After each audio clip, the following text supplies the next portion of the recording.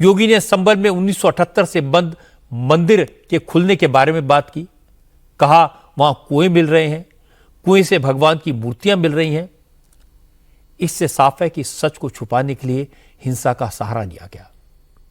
योगी ने दो टूक शब्दों में कहा, जिन्होंने हिंसा की उन्हें सबूतों के आधार पर गिरफ्तार किया जा रहा है।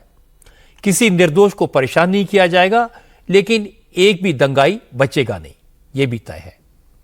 इसके बाद योगी ने कहा कि समाजवादी पार्टी के राज में तो शिया और सुन्नी दंगे भी होते थे, लेकिन बीजेपी के सरकार ने शिया सुन्नी विवाद को खत्म कर दिया। इसलिए वो कहते हैं, न बटेंगे न कटेंगे। 1978 से जो मंदिर आज निकल रहा है, 1978 से इन लोगों ने कभी खोलने नहीं दिया उस मंदिर को।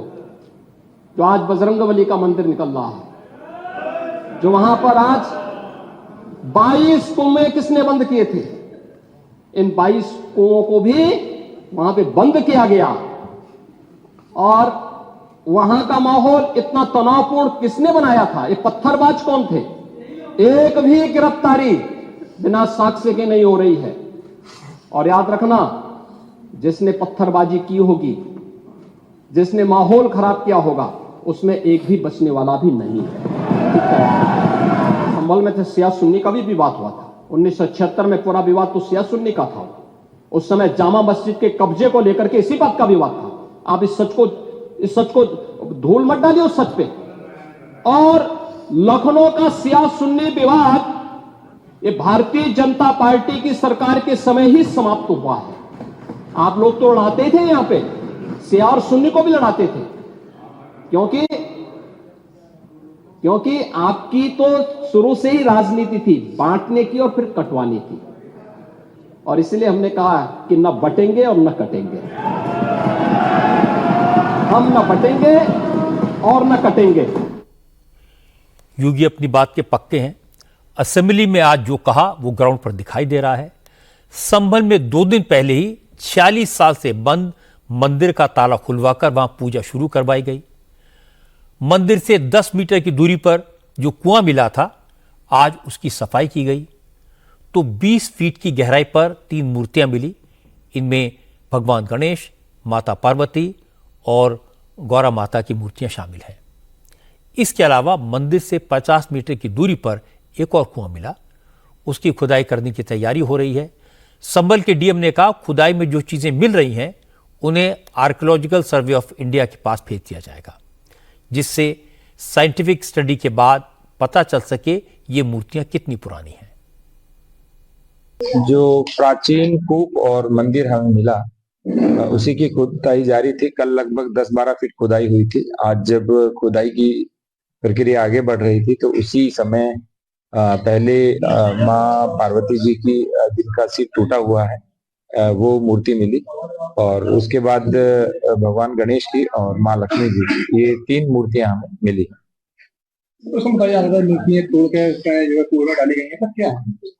ये सारा इन्वेस्टिगेशन का विषय है। अभी तो केवल मूर्तियां बाहर आई हैं और उसके बाद देखते हैं कि कैसी मूर्तियां अंदर गई, क्या हुआ क्या नहीं हुआ, ये थोड़ा विस्तार से जांच करने के बाद पता चलेगा। सर, मंदिर के आसपास अतिक्रमण काफी हो रहा है, रास्ता है निकलने के लिए, कुछ लोगों ने स्वयं अतिक्रमण हटा लिया है, कुछ से हमने रिक्वेस्ट की है कि आप अपना अतिक्रमण हटा लें। और बाकी यदि अतिक्रमण हटाना होगा तब ड्यू प्रोसेस फॉलो करके फिर नगरपालिका परिषद और रेगुलेटेड एरिया के माध्यम से हटाएं। सर, मंदिर का सौंदर्यीकरण की बात की जाती है, कुछ सुंदरीकरण मंदिर का सौंदर्यीकरण वहाँ के समाज के लोग कह रहे हैं कि हम करवाएंगे, लेकिन मंदिर की प्राचीनता है तो एक बार प्राचीनता सुनिश्चित हो जाए, उसके उपरांत फिर जो मंदिर है उसका सौंदर्यीकरण भी हम उनको कहेंगे आप कर लीजिए। संभल में जिस तरह से मंदिर मिला, प्राचीन कुओं का पता चला, उसके बाद विपक्ष ने क्या कहा यह भी मैं आपको सुनवा देता हूं। हर चीज कैमरे के सामने है, लोगों के सामने हो रही खुदाई में मूर्तियां मिली हैं, इसलिए विपक्षी पार्टियों के पास कोई सीधा सीधा जवाब तो नहीं है। अखिलेश यादव ने कहा, कहीं भी खुदाई की जाए तो कुछ ना कुछ तो निकल ही जाएगा। आज जरूरत इस बात की है कि इतिहास की खुदाई करने के बजाय भविष्य की तरफ देखा जाए। इस तरह की ड्राइव कहीं आप उत्तर प्रदेश में कर दो, देश में कर दो, कि बहुत सी चीजें आपको मिल जाएंगी। इसीलिए मैंने कहा और कई बार मैंने आपके माध्यम से कहा कि हम लोग खोदने वाले लोग नहीं हैं।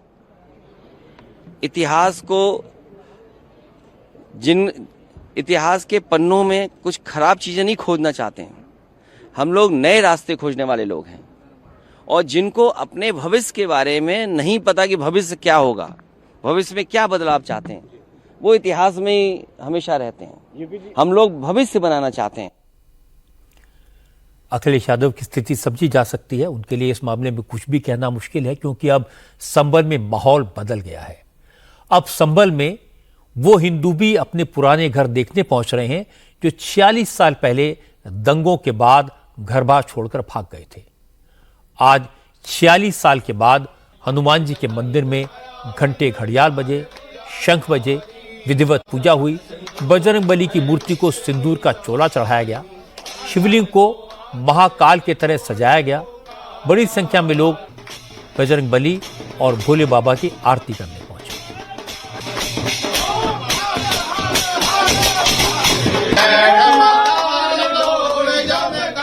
संभल में अगर जामा मस्जिद का सर्वे न हुआ होता तो संभल में क्या क्या हुआ, इसका सच शायद सामने ना आ पाता। न मंदिर मिलते, न खुदाई होती, न मूर्तियां मिलती, न योगी पर इल्जाम लगते और न योगी को जवाब देने का ऐसा मौका मिलता।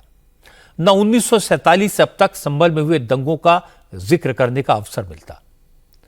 अब बात खुली है तो दूर तलक जाएगी।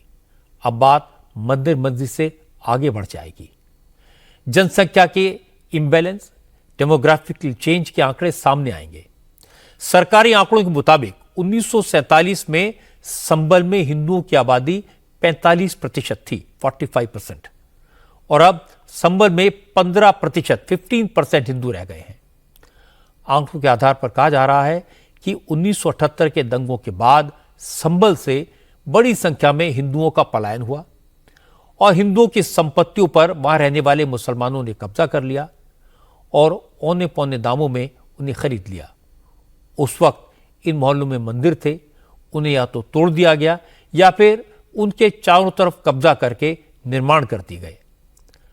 अब संभल में हिंसा हुई, सरकार ने सख्ती की, जांच करवाई, सारी हकीकत एक एक करके सामने आ रही है।